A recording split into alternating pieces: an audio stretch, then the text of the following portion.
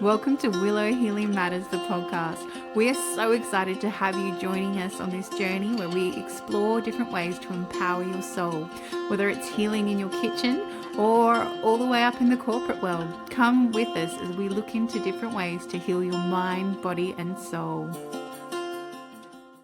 Hey, beautiful souls. It is Crestani here, and I wanted to have a chat with you about a really amazing cacao that I drink to help me get in ceremony, to help me ground, but also just because it tastes freaking good. So if you're curious and want to know about drinking something other than coffee or your standard tea, why not check out Creation Cacao?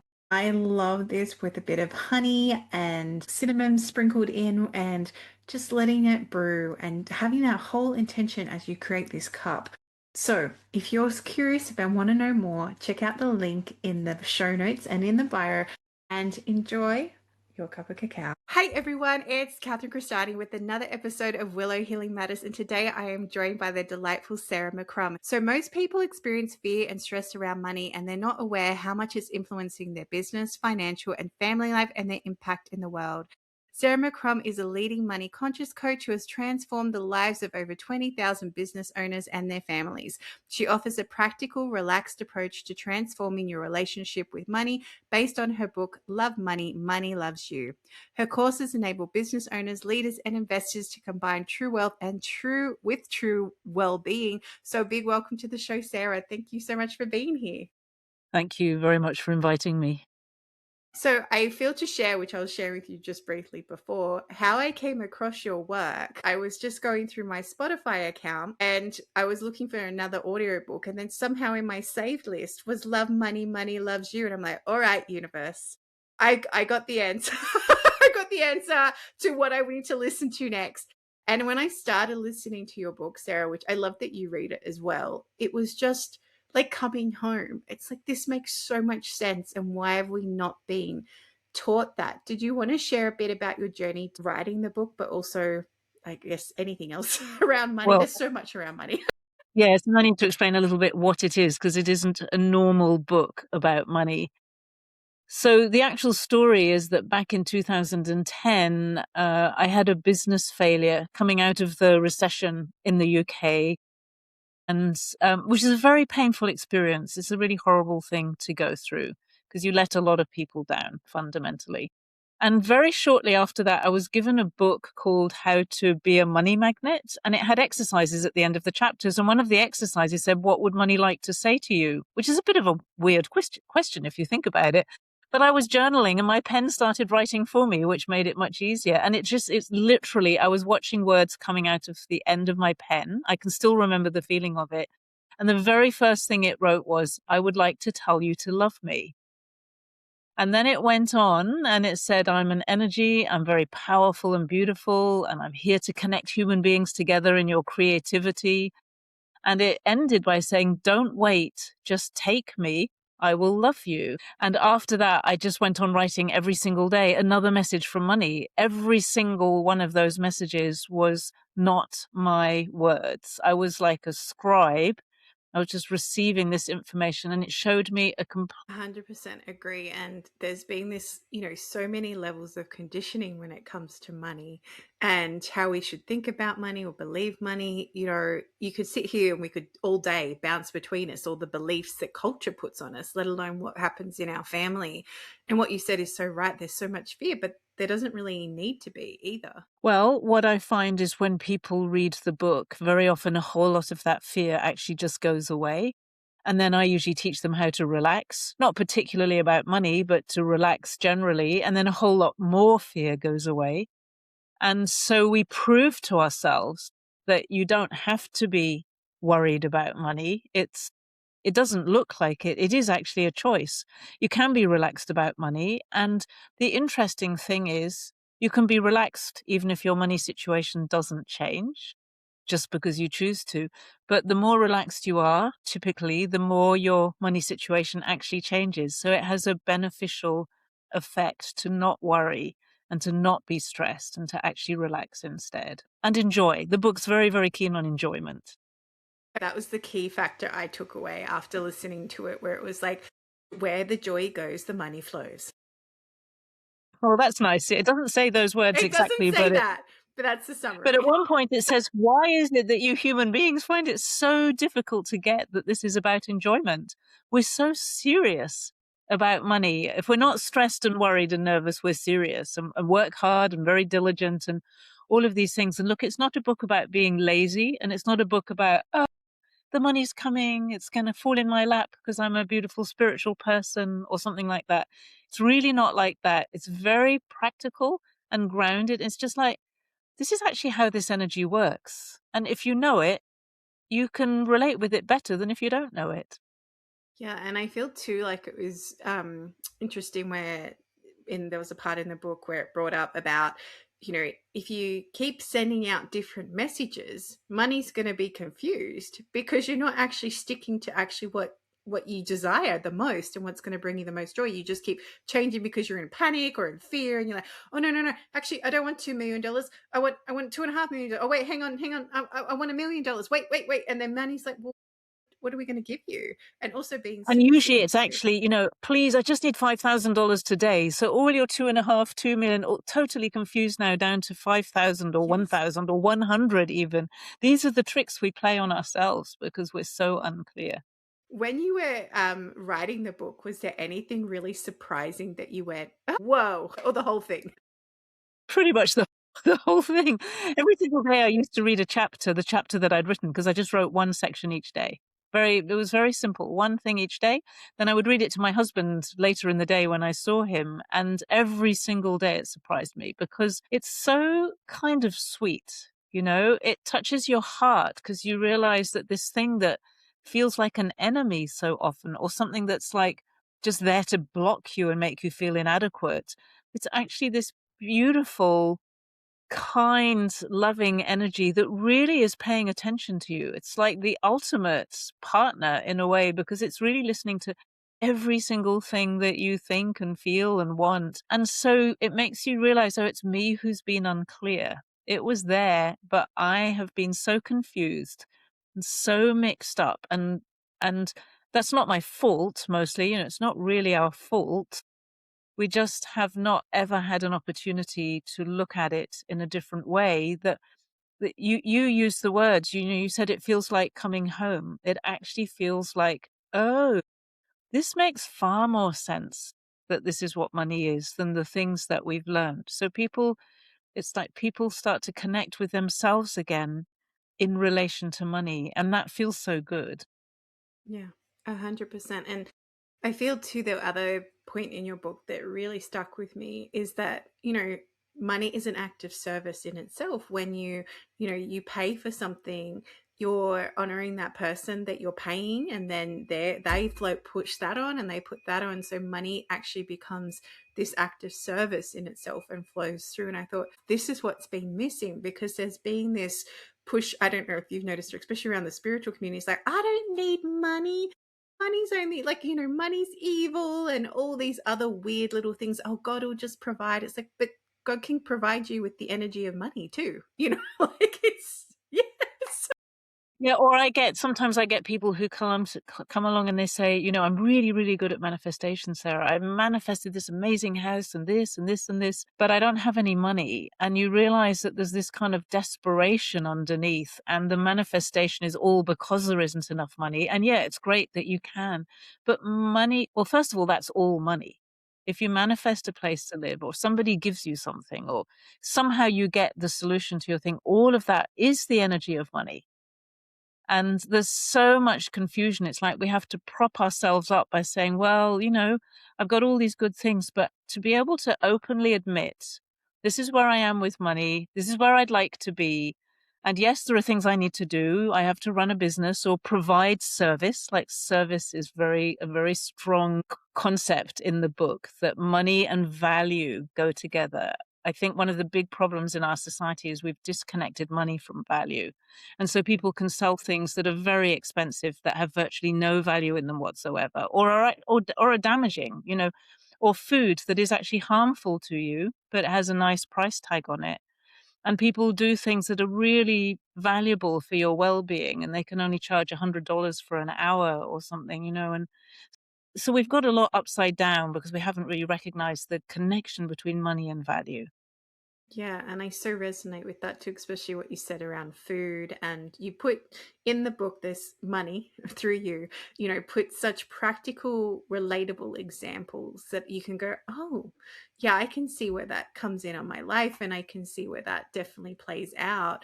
And I love the example you give as well, about if you had $15 and you loved books, you're happy to pay $15 for the book. But if you hated the book, you're not going to pay $15 for the book, and No, it's because the you don't same. value it. You Exactly. just don't value it. Exactly. Exactly. And that's the same whether it's $1 million or Yes. $15. Money follows value. And when that money and the value feel like they're a match, like it feels so horrible when you buy something and you didn't really want it. You just bought it because you just felt like buying something, or you were just, I don't know, trying to fill a hole. It's very unsatisfying. And when you buy something that you love and you really value, and you're willing to pay for it, then you're willing to pay the right amount of money for it. You're not trying to bargain.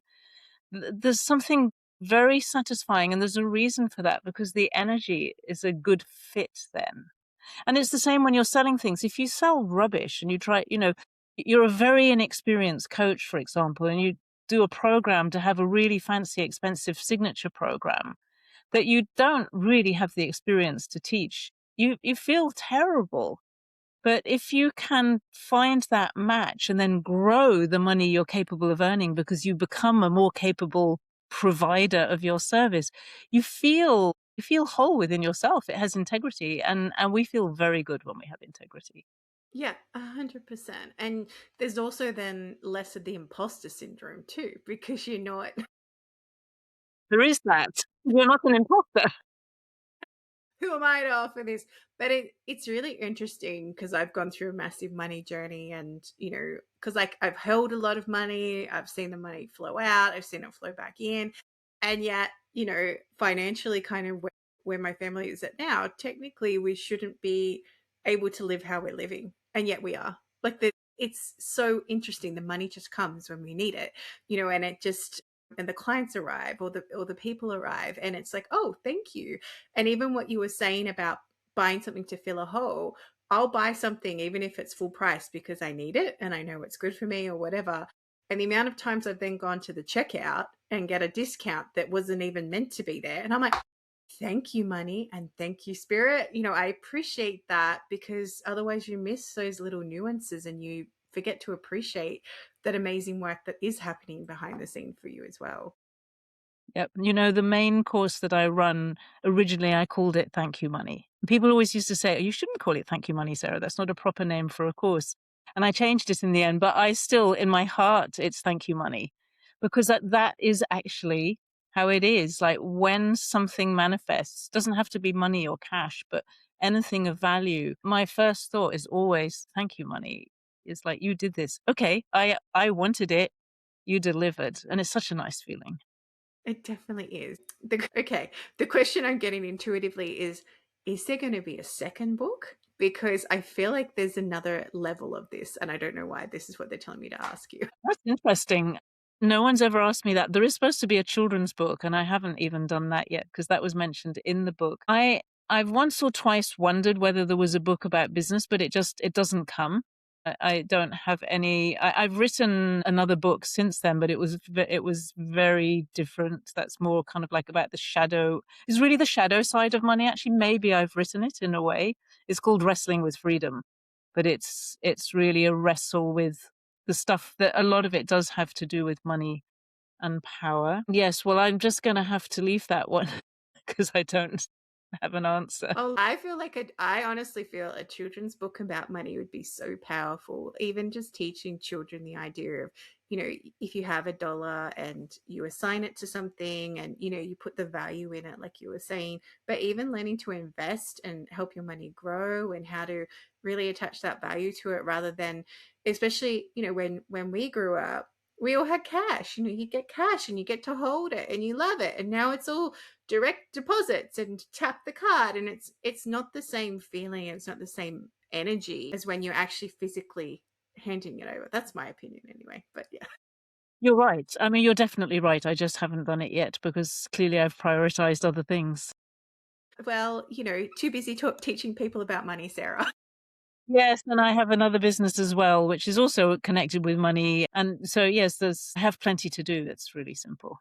What are some of the biggest pitfalls that you found people fall into when it comes to money? I think the first one is really always the same, that when people feel any pressure around money, they feel that it's justified. It's like it's telling me to contract and to get worried and to get stressed. And they don't realize that when they do that, everything contracts. So actually, the way that they respond is completely the opposite of a healthy way to respond. Whenever you feel any pressure on anything that's not working, the thing to do is to expand and relax so that you can let more of it flow through you. So when we get very tight and tense, it's just like we're literally saying, keep away from me, keep away from me. It's like, I need money, keep away from me. I need money, keep away from me. So it's just it's like a counterintuitive response that's required here. But it does make an enormous difference. I find that it's very difficult for people to let go of that. They can learn it again and again and again, and they get better slowly. But it's amazing how this kind of cultural addiction to drama will play out time and time again. And it becomes a story. And once it becomes a story, you invest in the story. And we need to recognize that this is actually a very powerful energy, and we are very powerful with it, or we can be. And that if we tell powerfully negative stories, we're going to get powerfully negative outcomes. If we tell powerfully positive stories, and I don't mean exaggerated or fake or pretending, if we really learn how it works, we're going to get powerfully positive outcomes as well. When we realize that, we realize we do actually have responsibility. It's like, it's like being married to somebody. You can't just expect them to give you everything and you don't respond. You have 100% responsibility in that relationship for your part of it. It's the same with money. Yeah. And that's such a beautiful reminder. And I like that the idea of expanding rather than contracting, because it's so right. And it's that whole like attract like, that universal law. If you're in freaking out mode, you're going to keep attracting that scarcity. You're going to keep, and I know this from experience. Whereas when I'm Don't we chilled, all? yeah, and when you're chilled and relaxed, and you're like, oh yeah, there's a bill, it'll come, it'll be all right, and you're like, oh, thank you, just Yeah, finding and those moments. it's so silly to explain it somehow because it sounds it's like trivializing in a way, but it does actually happen that way. And you can actually get better at it as well. So it's not like once in a while by chance the money comes, it's just coincidence, which the very materialist scientific people would want to say. And it's also not just, very fluffy and out there. It's just that it does actually work like that. And if you practice it and give yourself permission to grow, you can do more with it. And so it's very relatable actually. And it's actually quite easy to practice because money is a part of our everyday life as long as we don't feel freaked out about it. Which, we've been so conditioned to do that too, right? It's like, oh, like if you go into debt, like all these issues are going to happen. It's like, actually no, just make a choice and go, okay, how am I going to shift that? How am I going to move out of that? What practices am I going to change, rather than, like you said, getting stuck in the story and in the loop. And I have seen people pay off debts that I don't think they ever imagined they would pay off simply by making that shift. From the moment they decided that they were responsible, they'd created it and they were the person who could get out of it, they sorted it really in a relatively short space of time. But what we tend to do is somehow almost blame the debt for being there or blame whatever it is that we bought or the credit card issuer. It's like we've always got somebody to blame for it. And when you can't take responsibility for your own money, you can't have a healthy relationship. And then you can't solve money problems very easily. Yeah. And it's funny that you brought up, like, there's a bad relationship with debt. The other week I was just tuning in and I was like, why do I care that we have debt? Like, we have a house, like, what's the big deal? Why is it a bad thing? We have a house, and then, oh, sorry, debt. I apologize for making you the bad guy. because and I still remember when I got my first home loan, I actually cried because I didn't want the debt. I was just like, no, owe anybody anything, which then comes down to an underlying belief in itself as well. And it was nothing to do with money or, but at the same time, we just default to want to blame because I guess that's just our ego kicking in sometimes too. It is really, and it's very cultural, I think. It's a sort Yeah. of easy, comfortable way of living. It's like, well, it means you don't have to take responsibility. There's an excuse in there always when we go into that blame. And I think people perhaps don't realize that the pleasure, in a way, the joy of responsibility. Because actually, when you have the experience that you can change your circumstances, because you changed your energy, that's my language for it. You know, you changed something in your life, you changed your circumstances for the better, and you realize that you do have power to do that, then you want to do more. And that is a way better experience than feeling that somebody or something else has caused you to be in the place where you are. I have such a beautiful example of this that happened to my family this week. So, my husband's a cab driver and he works on commission. So, if he has no work, he doesn't get paid. And he's been doing these ridiculous days, like really long days to try and make up for it. And he came home on Monday and he said, you know what? I'm missing out on so much things that I want to be spending time with you guys, because he basically was coming home, eating, going to bed, and then missing out on time with us. He was exhausted. He wasn't doing anything he likes. He goes, all right, I'm going to just finish 3 to 4 hours earlier, and, whatever I make, I make. The rest of the week, he has had so many jobs come up, and like really high value jobs in that time frame. Like, he came home yesterday, goes, I did 3 jobs and I earned 3 times what I earned on the Monday where I did 3 times as many hours. I was like, how interesting. I actually said to him, when you shifted that realization that you don't have to work those ridiculous hours and you're still going to be okay, look what happened. He's like, Absolutely. And because that's an act of love actually towards himself, he started to say, I want to have a better life. And when we do that, that's what I see time and time again, that money is very much connected with our love for ourself and our life. And then when we love ourselves, it's easy to say those words. It's not always so easy to do it. And but we generally do things where we're not in denial of ourselves, but we're really tuned in to what we want, the life we want to live. And then you need money to do that, and money can follow that very much more easily because you're open and relaxed, just like, it's the same theme again. You're not tense and worried and hunched over. And it's like, oh, I've got to do another 3 hours work to try to drag some more money in. It's like, no, I'm going home to my family and I'm happy. And exactly. that's what the book says all the way through. Relax and enjoy and love, of course. Yeah, and it's so true because I love writing and I write novels. And, yes, at the moment, like, I'm just about to publish my novel and etc. But when I'm writing, even though, it's not generating income, that's when all the clients book in. That's when my masterclasses start to fill up. But when I'm not doing that, because I'm like, oh, it's not generating money, even though it brings me joy.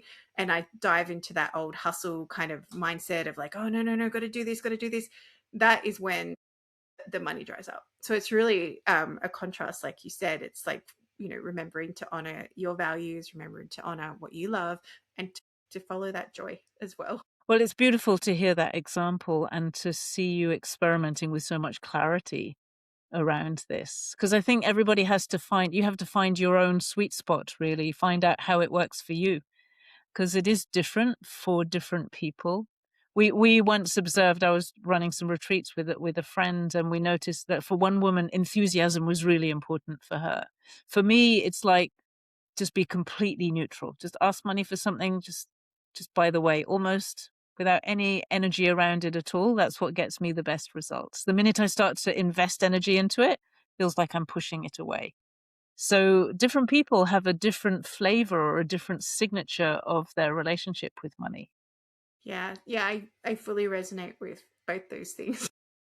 Because if I ask for something from a really neutral spot and just be like, hey, I'd really love a client this week, it'd just be really helpful if a client showed up, or some money just dropped in my account. That's when it will happen. But there's no, like you said, neutral. But then other times, if I'm not in a joyous state and I'm like trying to hustle and push things and like go, go, go, go, go, and not have that enthusiasm like the client that you were describing, then that doesn't work for me either. So it can be like, no, it's just that you have to set, exactly like you say, you have to find what works for you and find the rhythm and how to call it in. And it's just that ongoing, and sometimes it doesn't work for whatever reason, but it might be there's a higher purpose or there's something bigger waiting for you. And that's why that wasn't meant to come to you at that moment. And that's for me. I have to learn to trust that too. I was like, I'm not getting this property that I really wanted and I loved. It's like, no, there's something better. I'm like, oh, okay. That's Thank what you. I always tell myself. It's like, oh, there's something better coming. And it helps a lot, actually, and does typically turn out to be the case. Yeah, exactly. That person said no to me, but I really wanted to work with them. And then you're like, oh, no, I didn't. I figured out why now. I don't want to work with that energy. It's so interesting. It is. It is. And as we start to finish our time together, Sarah, I asked the guests that come on the show, if you could heal or change something in the world, what would it be? Without question, our relationship with money and bringing integrity to money. So that, and I don't mean integrity, just honesty, but integrity that you feel that wholeness in your relationship with money. So you make wise decisions around it. And then that flows into organizations and politics and governance. Without question, it would be that. It's that beautiful ripple effect, right? So, yeah. And if people want to come and work with you, find your book, or come just hang out with Sarah, where can they find you? Right here. So my book, Love Money, Money Loves You, is on all the major platforms. It's an audiobook and an ebook and a paperback. My website is my name, sarahmccrum.com. So you can find out about my courses and my group coaching on there. It's very simple. Beautiful. And I'll make sure to pop all those details in the show notes. And for anyone who's curious or you've listened to this going, oh, but where do I start? I know you run some amazing masterclasses because I've been to one of yours. So I'm assuming they can find those through your website as well. Yeah, I would actually start with the book. Get the book and sign up for the free gifts, because then you end up on our email list, and then you will be informed of the masterclasses and workshops and things that I run. So the book is the starting point of everything, because if you like the book, you might like the rest. If you don't like the book, you might as well find out quickly. And for anyone listening, go, oh my goodness, how big's this book? Sarah has written it, like you said, you do a section per day, but the chapters are so manageable as in time. So even if you're like, I just want to do one chapter today, I think it's like 5 minutes on the audiobook or something like that. So Yeah. Look, it's not a heady book. It's an energy book. It's a transmission of energy from the energy of money itself. So it's not going to occupy a lot of head space. A lot of people find they relax while they're listening to it. There's a transmission of energy that comes with it. Also, people get results while they're reading the book as well, which is very cool. I've seen some amazing book reading results. So yes, and it's not going to give you lots of things you have to do. It's more like it just changes you by reading it. And then things start to be different. You experience the world differently. So it's not like a normal book. Well, and even for me, like I said, it just popped into my Spotify playlist. I was like, okay, spirit, understood. Listen to this book. But then actually I had a client a few weeks later and I said, you need to listen to this book. Like, it's coming through. You need to listen to it. And she had it on while she was Uber driving, and so many weird things happened. Like you said, she got a refund for this product she didn't even think she'd get a refund for. She found money, like all these little weird idiosyncrasies. And she goes, is this because I'm reading the book? I said, yeah, exactly. Because like you said, it's a transmission and it's a Yep. embodied experience for getting, well, Yep. it is It an actually embodied works. experience. Exactly. Well, thank you so much for being on the show, Sarah. I truly appreciate your time, and I'm so grateful that you had a conversation with money and brought it into the world this way. Thank you. I'm also very grateful, actually, that happened to me. Thank you. Thank you for listening to Willow Healing Matters, the podcast. We have so much love and gratitude that you have taken the time out of your day to empower you on your healing journey. The views shared by the person being interviewed might not necessarily reflect that of the host and should be used at your own discernment. Trust what resonates for you and follow your heart and soul guidance. If you have any underlying medical conditions or mental health issues, please consult with your healthcare provider before pursuing any of the recommendations. Likewise, you can always contact the person being interviewed to find out more information. This can be found in the show notes. Remember to activate, align, heal, empower, and find love in everything that you do.